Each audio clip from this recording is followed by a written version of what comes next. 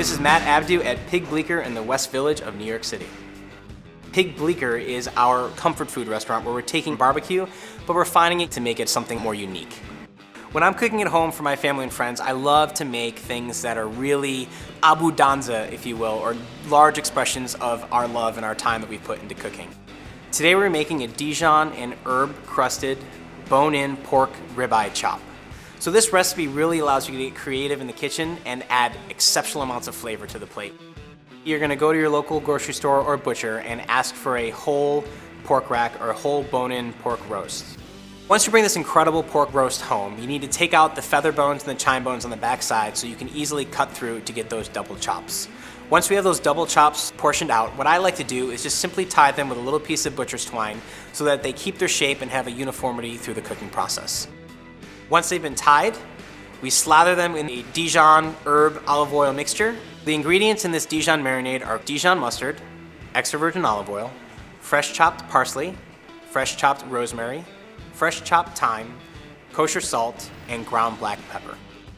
Once the pork chops are smothered and slathered in that Dijon and herb marinade, we then transfer the pork chops to a baker's rack, place them in an oven set at 425 degrees, and you're gonna cook it for around 25 minutes until with an Insta-Read thermometer, the temperature reads 145 degrees.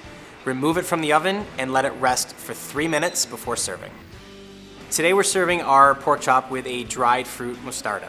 So the ingredients in this mostarda is really just any sort of dried fruit that you can find. Here we're using dried figs, dried apricots, dried cherries, dried golden raisins, apple pectin to bring it together a little bit, sugar, yellow mustard seeds, apple cider vinegar, a little bit of chili flake, Dijon mustard, and Prosecco. Now, if you don't want to use Prosecco, you can very easily substitute out apple juice or even water.